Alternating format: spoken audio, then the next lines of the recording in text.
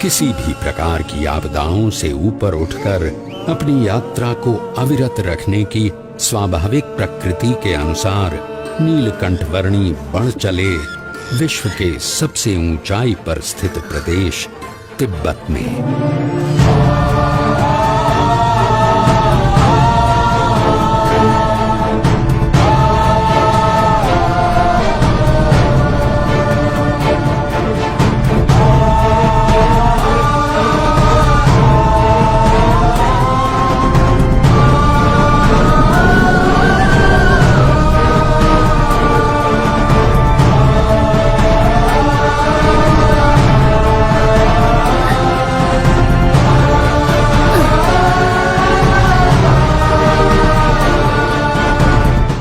मानो कोई भी विपत्ति ऐसी बनी ही नहीं थी जो नीलकंठवर्णी के सदा आगे बढ़ रहे चरणों को रोकने में समर्थ हो। चाहे वो सफेद बर्फ से प्रतिबिंबित होकर आंखों को चौंधिया देने वाली सूरज की किरणें हों या साक्षात मृत्यु के समान उमड़ते बवंडर।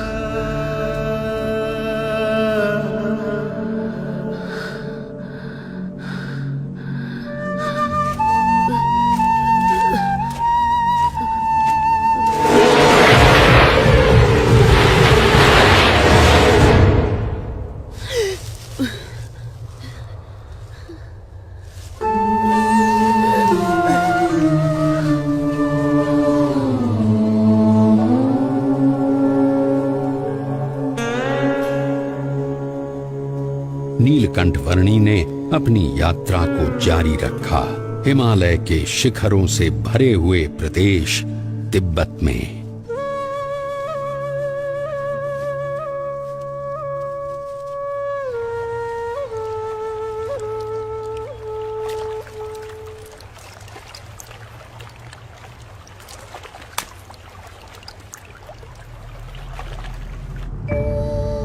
हिमालय के उत्तुंग बर्फीले पर्वतों का विश्व तिब्बत, जिसकी औसतन ऊंचाई 16,000 फीट है और जो विश्व की छत कहलाता है, वहां शीत ऋतु में 0 से नीचे 40 अंश तक के तापमान में नीलकंठवर्णी अकेले मानसरोवर की ओर बढ़ रहे थे।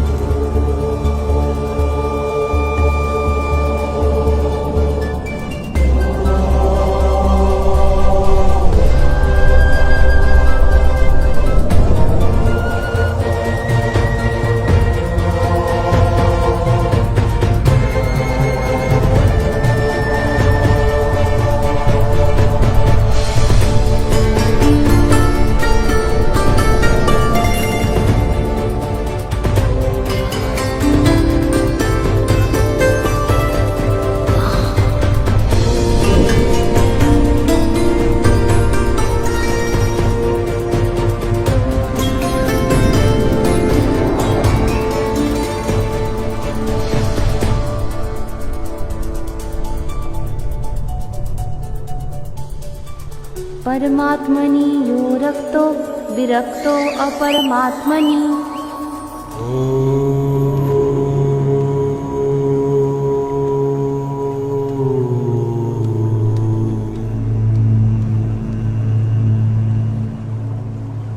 ज्योतिर्मठ से मानसरोवर की यात्रा शुरू करने के लगभग 4 महीनों के समय में नीलकंठ वर्णी आ पहुंचे कैलाश पर्वत के निकट स्थित क्षेत्र में।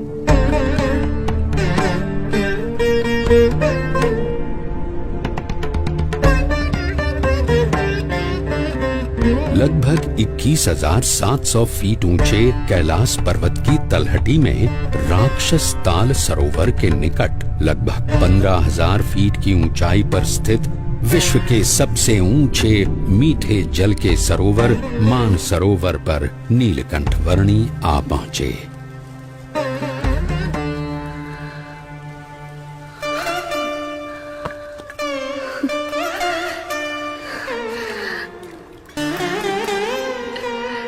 मानस क्षेत्र की प्राण घातक शीत ऋतु में नीलकंठ वर्णी ने संकल्प किया लगभग 320 वर्ग किलोमीटर में फैले हुए मानसरोवर की लगभग 88 किलोमीटर लंबी परिक्रमा करने का।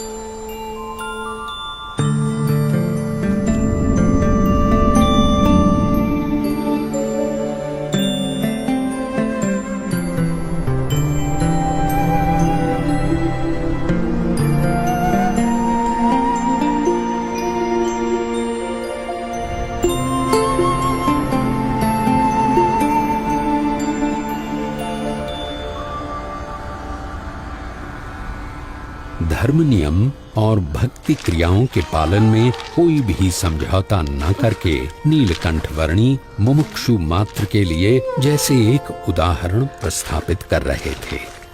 जहां शीत ऋतु में पीने के लिए भी पानी की व्यवस्था उपलब्ध नहीं थी, वहां भी स्नानादिक नित्य नियमों का पालन करते हुए भक्ति पूर्वक नित्य पूजा के नियम को भी दृढ़ रखते हुए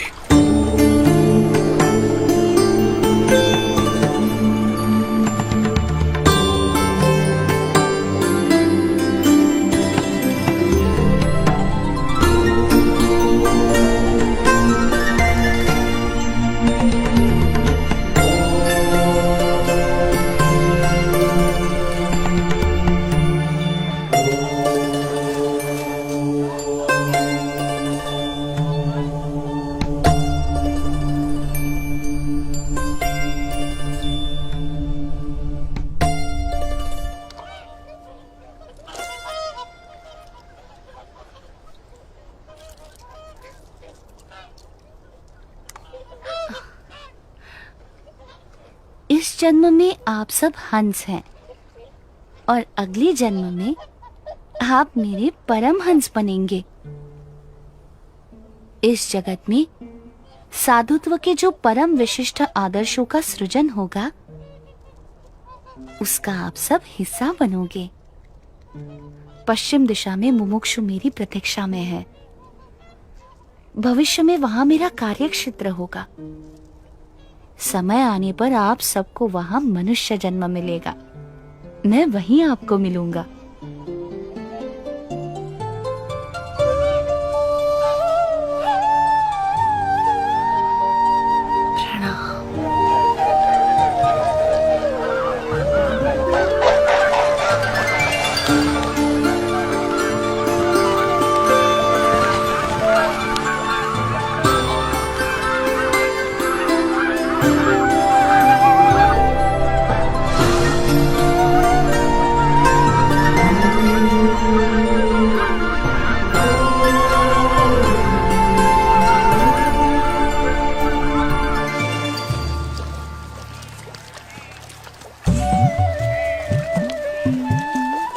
शीत ऋतु तिब्बत प्रदेश में बिताकर नीलकंठ वर्णी पुनः बद्रीनाथ जाने के लिए निकल पड़े।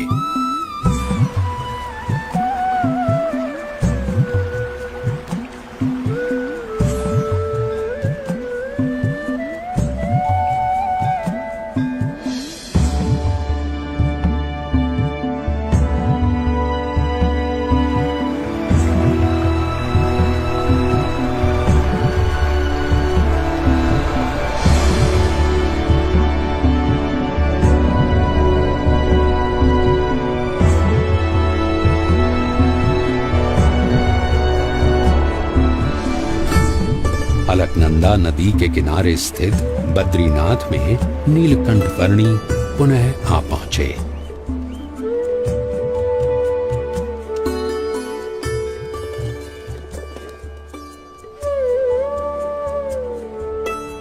जय बद्रीनाथ जी की जय बद्री विशाल, जय बद्री। ओ पुजारी जी आ गए।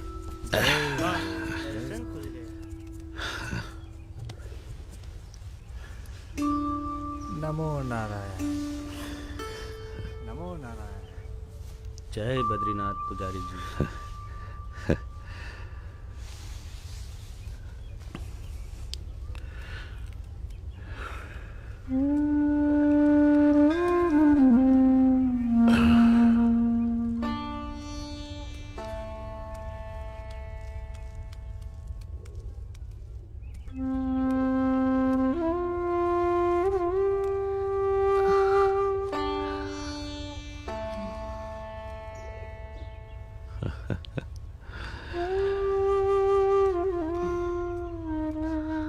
नीलकंठ वर्णी, आप नीलकंठ वर्णी हो? जी पुजारी जी। अरे प्रभु,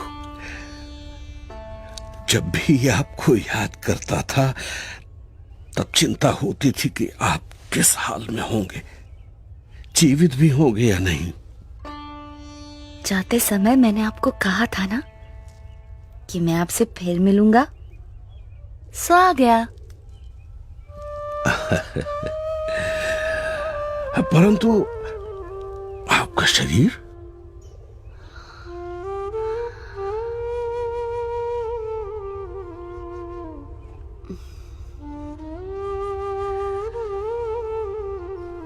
कितना दुबला पतला हो गया है।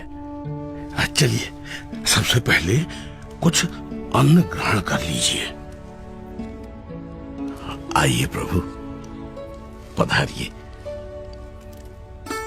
यहां से चलिए प्रभु, इस तरफ से पधारिए।